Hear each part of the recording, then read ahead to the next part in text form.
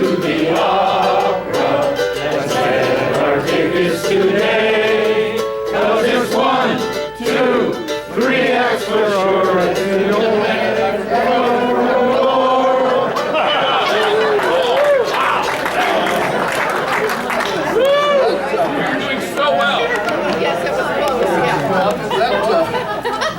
That came off the rails and everything.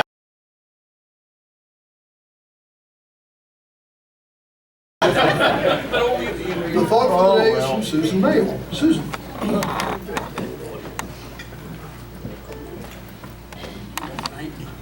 Morning, everyone. Good morning. This is a thought for turbulent times.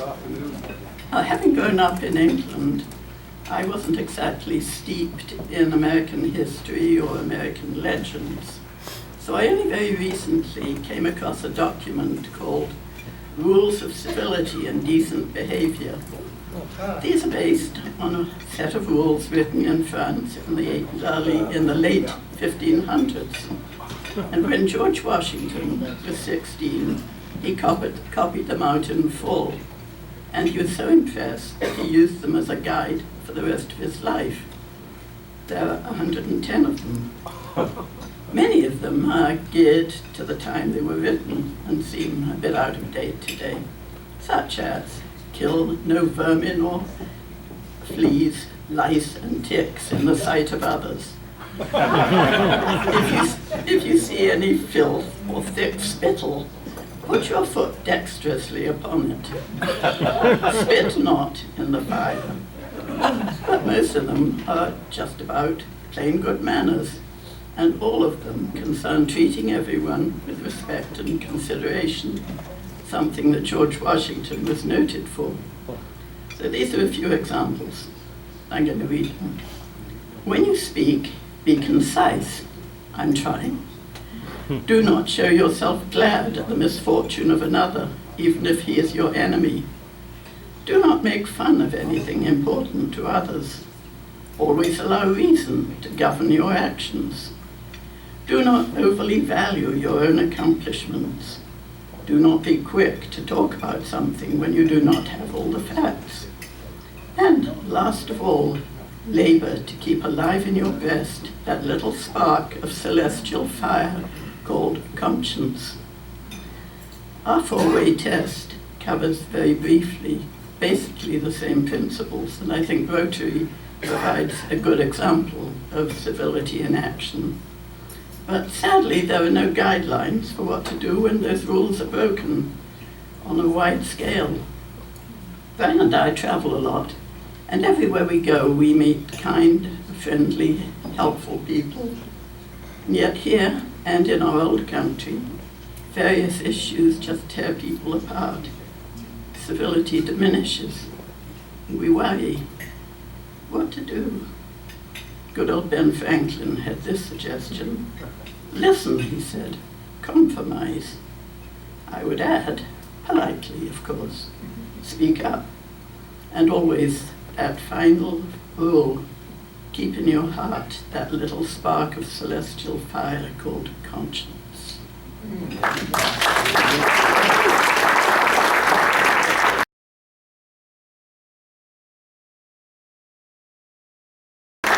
Hurdle, any progress? There's been a lot of back and forth. And of course, this is completely dated by events of this week, so no matter how hard you strive to run in place.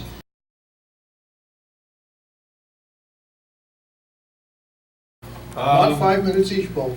Okay, 3 things to talk about. First, in this bag is a gift for you, and I'll save that to the end. That's to allow me another 5 minutes. So, I just came back from home, from my old home. I was had two and a bit weeks there, went to a couple of counties, Devon, Wiltshire, Worcester, my home, Wales, and ended up in London for 5 days. And probably we had the best time we've ever had. It was just good. Cousins, one aunt who's 98, friends, a lot of food, a bit of beer. I can see. I know. Yeah. So one of the So one of the places we had a beer in our hometown is a place called the Mug House. It's one of the few pubs in England which actually the pub is in the churchyard, in the confines of the churchyard, surrounded by a brick wall. And it's still in pretty much, I'm not going to say its original state, it's about 300 years old. But anyway, they serve a beer called, I know, Banks's beer, and it's still very good. Anyway, so in honor, that maybe that's not the right word, but thank you.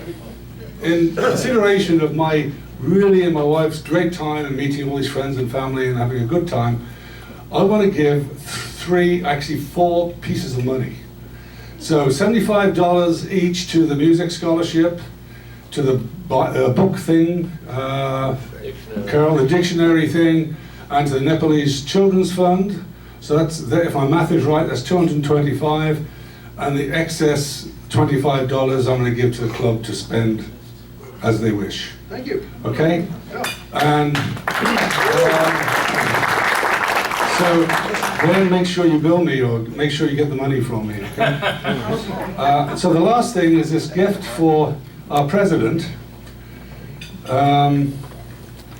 He's always into cartoons and things. Well, if anybody reads the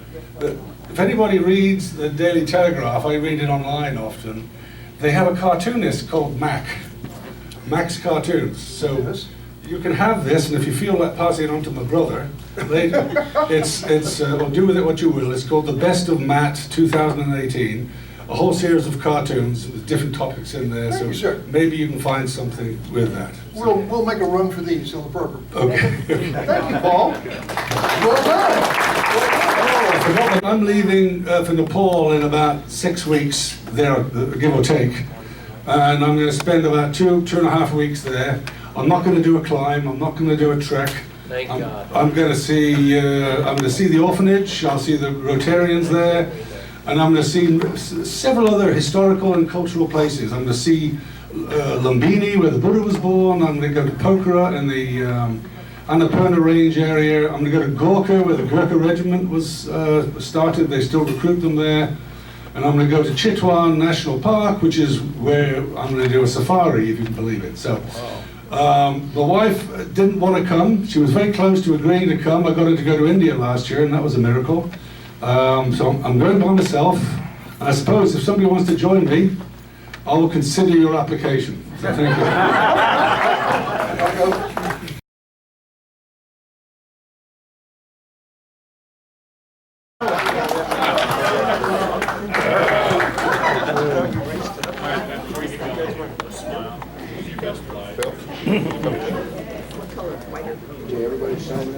So I'll just do a brief intro. I'm going to give you an overview of Engineers Without Borders, as well as this El Benito water supply project, which is funded by a global grant with our funds primarily and a little dab from the Morning Club.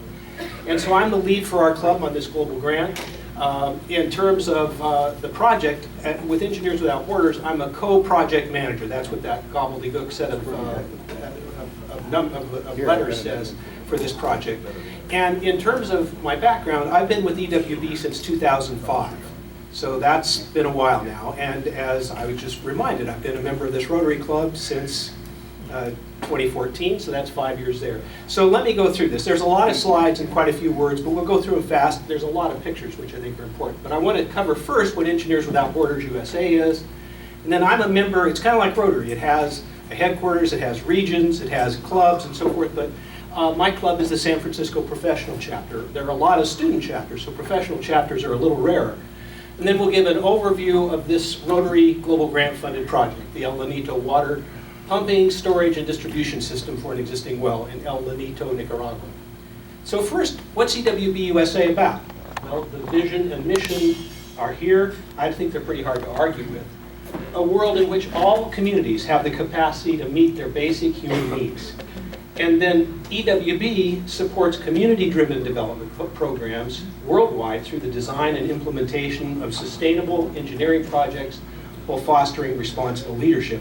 And that responsible leadership is both in the communities that they're working with, as well as many of the young student or young professionals on the USA side. So that's the other component of that. In terms of this organization, it was started in 2000 with 8 members, 1 chapter, and 1 project. And now in 2019, it's almost 14,000 members, 300 chapters, 700 plus programs in 44 countries with greater than 2.5 million lives impacted. The San Francisco Professional was the first professional chapter that was chartered. Established in 2004, about 200 active members, 7 infrastructure, and 1 appropriate technology design team project. I'll touch on that in a bit. And they're exploring initiation of a community engineering core project, which is in the US.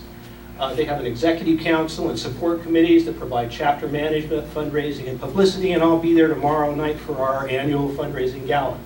So in terms of the portfolio of projects that the chapter has, this is representative. This is the current snapshot. We've got these ones that are listed here, and you can see the countries and the scope, just a brief statement of the kinds of projects. Kenya water supply, Fiji water supply and sanitation, Haiti community health clinics, solar power, bridges, Honduras water distribution. There are 2 teams working in Nicaragua. El Limon is working on composting latrines and a water distribution solar pump, and the one that I'm involved in, which is the water supply for El Bonito. Also, we've used a global grant-funded vehicle for from this club and others to do composting latrines in Nicaragua through this appropriate technology design team area. And the newest team in the chapter, Ethiopia, is working on latrines and hand washing stations, monsoon water management, clinic and school upgrade and expansion. So that just gives you a taste of the kinds of projects that flow through there.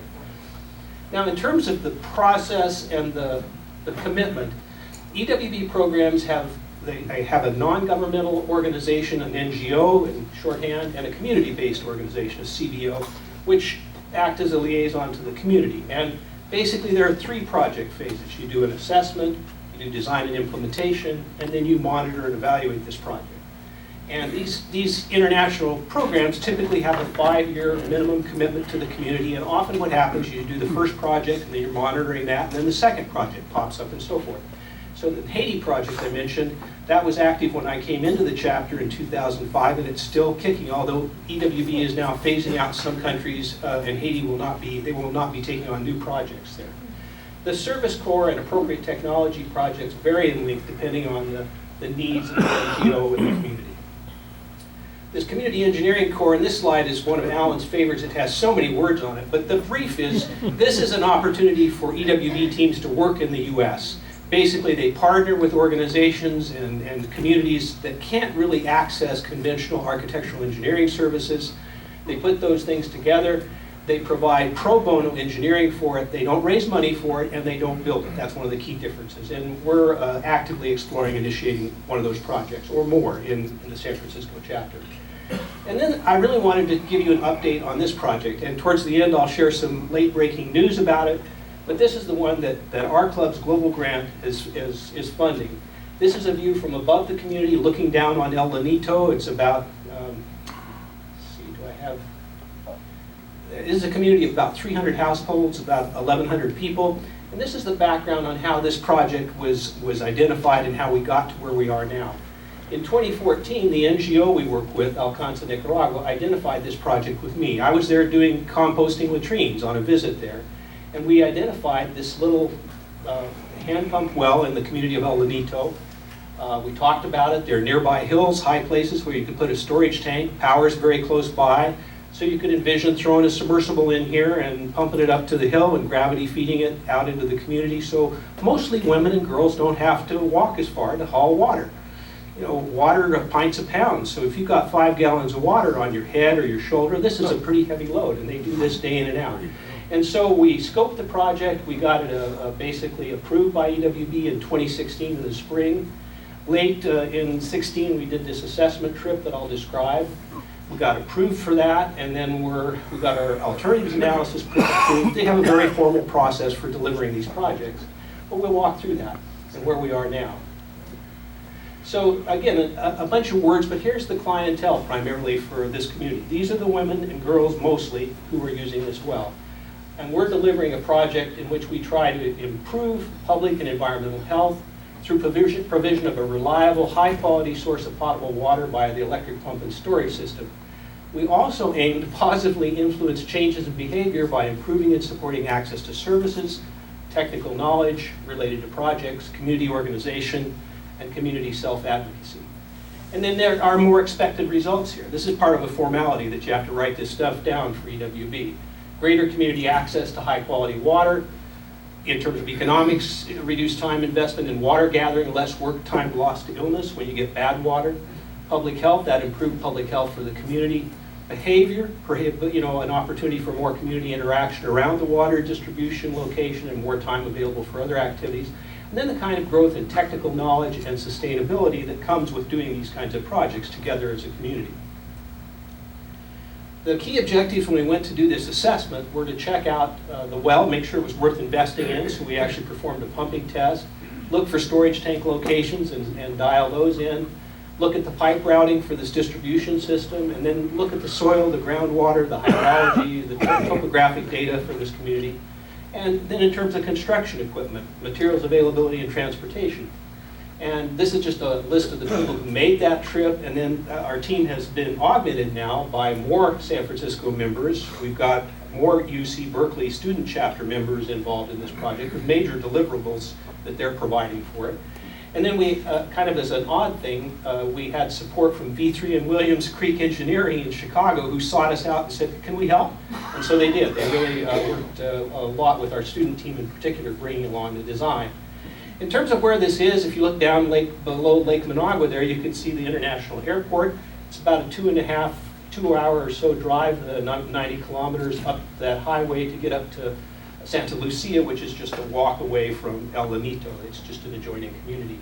And this just shows on a GPS kind of a view in Google Earth, that red marker is where the well is, and then the community down to the southeast, Santa Lucia, uses this well, has used this well during droughts because it's that good at performing little well when the water system in that larger municipality isn't cut in. So our assessment trip results, which is basically you report back to EWB USA, is this a go or a no-go kind of a thing? That's what you're supposed to come away from. Definitely a go. We were able to sustain long-term pumping rates up to 20 to 30 GPM. The water was of good quality based on our sampling results. The land survey confirmed that nearly all the homes are below the proposed tank site, and the community is very engaged with the project and eager to make a difference. So we hired this local surveyor who shot a total station survey of the entire El Lanito community. That included the well site, potential pipeline routes through the community, existing roadways, footpaths, routes to the community proposed location for a water storage tank. And this proposed tank location could serve all but the highest houses by a gravity-fed pump distribution system. And these survey data, we're using them actively to do the design of the distribution system. We did this well pumping test. Again, we hired a local contractor who came in. He pulled the hand pump well. You can see the downhole end of that hand pump. This is a classic rope bicycle wheel kind of a hand pump that's used throughout Central America. That was pulled out. He's got a level meter where he's checking the water level in here. He threw in a temporary electric pump powered by his own generator set, and we pumped this 100-foot well and had a starting level of the water, and we pumped it at up to 33 GPM for 5+ hours, followed by a 2-hour recovery. So his generator said crapped out, so we were going to go for 8 hours. But at that point, his generator stopped, and what are you going to do? By the end of the pumping, we had greater than 10,000 gallons of water had been discharged, resulting in 20 feet of drawdown.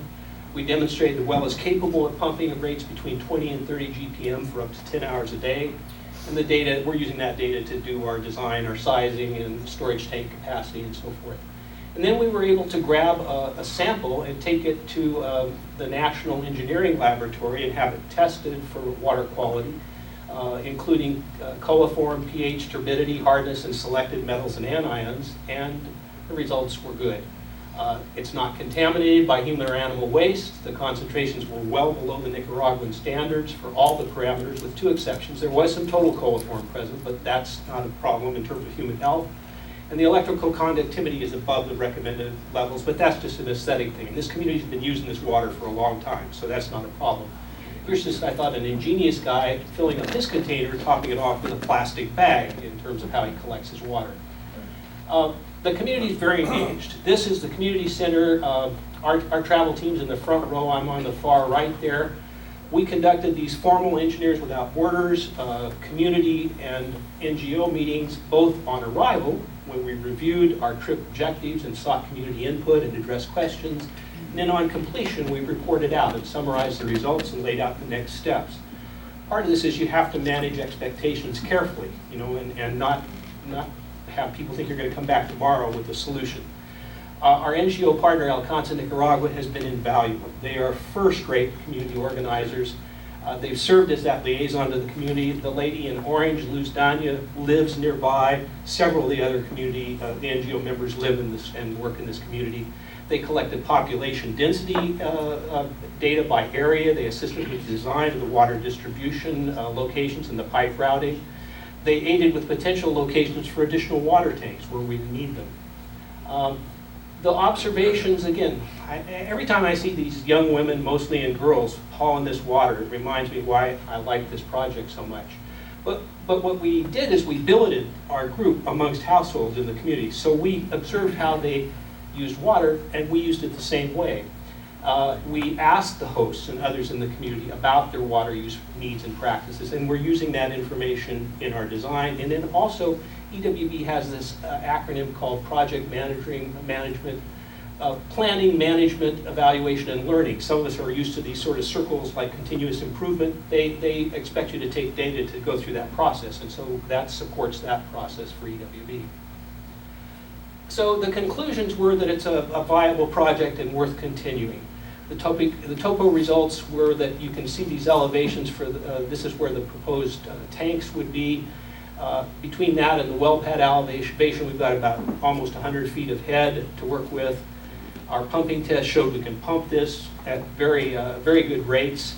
And when we see a maximum water level drawdown at that pump inlet of maybe 95 feet, we've got around 200 feet of elevation delta up to the tank, the friction head losses and so forth. So this is nominally about a 280-foot head kind of a loss, and we're refining that clearly when we're going through our engineering evaluation and design. This was the first preliminary layout of this pipeline distribution system through the community. It's nominally about 3.5 kilometers worth of pipe to get this stuff routed around. It doesn't get plumbed into every home. It gets plumbed into tap stands distributed throughout the community. So every household has got a much shorter to walk to get their water. And this is the team at the community center on our way out. The welcome super gringos above the door there wasn't for us, but we didn't mind. We sort of claimed the title anyway. And so there we go with our Alcanza team members and on our way heading for the airport. And here's the current status of this project. If some of you are aware, Nicaragua, since last April, has had a lot of political instability and crisis mode. So for a time, EWB had a travel suspension, viewing it as not prudent to have travelers under their aegis going in and out of Nicaragua. But that's been lifted in late June. And so now we're working with it turns out EWB has 2 project offices in Nicaragua, staffed by Nicaraguans. We're working with them on arranging the travel and procurements and so forth, but planning to travel ourselves rather than using remote implementation, which would have made this a more difficult project to do completely long distance. We're darn there with our design completion and getting all the deliverables required for this formal process, so we'll have to submit an implementation pre-trip plan. We're getting our cost estimates updated. The engineering team in Chicago and others now locally are engaged in leading our Berkeley team on completing the deliverables. Our NGO, Alcanza Nicaragua, has done a yeoman's job here of facilitating community meetings for us to discuss the alternatives and the priorities, and they've led actions towards formulation and legal recognition of the community water system, the CAPS, and I'll explain more about that in a moment. In terms of fundraising, as I mentioned, we have a major chunk of funds from our club. The global grant provides $35.6K worth of funds for construction. It's got another K or 2 for project management and monitoring and evaluation. And we had an award from our internal chapter grant last season of $4.5K, and we're applying again. So we'll probably boost our EWB funds up to about $15K available to apply to this. And we have some other fundraisers coming up if we need them. In 2018, these community meetings unfolded. This again is that community center that I showed you with the community meeting to consider alternatives. And the thing about caps is really important, and I'll get to this, but in Nicaragua, most of these water systems are managed by a formal entity recognized by the Nicaraguan government called the Comité de Agua Potable y Saneamiento, which is the Potable Water and Sanitation Committee, or CAPS. And getting that status is a big deal, because then you can be exempt from taxes, you can charge tariffs, you can enter into contract for services and land titles. So this is a real important step to get to. And in February of 2018, Alcanza, the community meeting where over 200 people attended and the board members were elected for that committee. They presented their constitution to the mayor's office and obtained municipal status, and then went to the next step. The mayor was supportive. They moved for full central government legal status. Just to give you an idea of the sense of engagement of this community, that's that community center again, chock full of people who were there for this CAPS meeting. They really have skin in the game. They want this to happen really bad. There's the people who are running for this and have been selected to be their officers for the CAPS. There they are in the mayor's office, where they presented their constitution to that office and got their support. And here they are in August of 2018, legalized as one of these CAPS with formal standing issued by this water committee, the Nicaraguan Institute of Aqueducts and Sewer. In 2019, some of the things that have happened is the Engineers Without Borders Nicaragua office came up to El Anito and piloted their CAPS training workshops with the community, with Alcanza Nicaragua, with our local Rotary partners in Nicaragua, and the rest of the community. The woman to the left here in the black top is Martha Castillo-Acon. She's the lead on this project from the Messiah Rotary Club, which is about 20 minutes south of Managua. She visited the community during this training workshop. And basically where we're at now is, well, we need to just wrap up our preliminary design for this pre-trip plan, submit it for approval to implement, then go ahead and implement by travel rather than using the road implementation thing, and then continue to do the monitoring. And the breaking news on this is that on Sunday we met with our Berkeley student team, and Luz Dania from the NGO and two members of the CAPS board joined us by a Zoom call. And we subsequently met on Monday by Zoom with the project engineer in the Nicaragua office for EWB USA. And so we think that shortly after December, after Christmas in December, we may be able to proceed with early implementation activities and get some of the early long lead items. For example, to get power taken to this site, to the well, you have to get approval from the utility to do that. And one of the things we've identified is that the inspection crew that they want to have do it, a fire department from the nearby municipality of Boaco, to come out and inspect things, and they want to see a little pump house there. So we have to break through, get a little pump house built, and have that ready for them to sign off to bring the electrical utilities to that. So the plan is to do that in a 2-week visit timed with the Berkeley students, winter break, and then come back in March, having done training for, in addition to this pump house, training people on how to trench, how to install the PVC piping, how to build the first of the pressure brake tanks that we need to do, and line them out so that we can have them continue apace until we come back probably in the March timeframe to wrap this thing up. So that's the story on this thing, and I'm happy to entertain questions about it, and I want to thank every Rotarian who donates to the Rotary Foundation, to the World Fund, because this is an example of your dollars coming back to do good work in the world.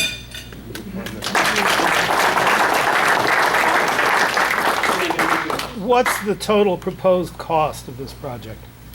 What is the total proposed cost of this project? To be determined. We think we're going to be in the 40 to 45K range, but we're still refining, if you will, our cost estimates based on updated bills of materials. When we scoped the global grant, we used an old study, an old bills of materials takeoff, and that's the sizing for the global grant. Plus, it was limited by how much DDF we had. Dale. Pat, two questions, one specific to this project and a global one. First of all, what are some of the deliverables that you're counting on the Berkeley students to come up with? They're working with a mentor to actually design the little pump house, so that'll be a slab and a reinforced concrete building with construction, typically with concrete masonry units reinforced, a corrugated metal roof. They've been involved in producing the actual CAD drawings associated with the piping distribution system under the guidance of a mentor. there will be other elements like that, Dale. Terrific. A more global question. Does this project serve as a bit of a model for other villages and towns in the area or elsewhere in Nicaragua and perhaps other countries? It's not the only one. It turns out EWB has the most projects in Nicaragua as any other country. So there are other water supply projects. This is not groundbreaking, but on the other hand, it's a very nice example. And so it will get the attention of nearby communities, and people want these kinds of resources. So yes. Thank you. David's got a question, I think, over here. Or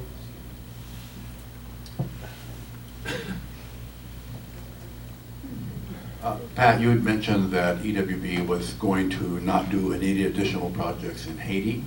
What leads to that kind of a decision? It's a combination of two things, as near as I can read it, David. The short answer is that when you look at their tiered grouping of countries, for example, in Tier 4 you have places like Haiti and Honduras. You also have Belize. Now, Belize is not in any way a problem in terms of safety and security like Haiti or Honduras are. In the case of Belize, they view that country as having reached a level of development maturity that that is not a priority for EWB to help them.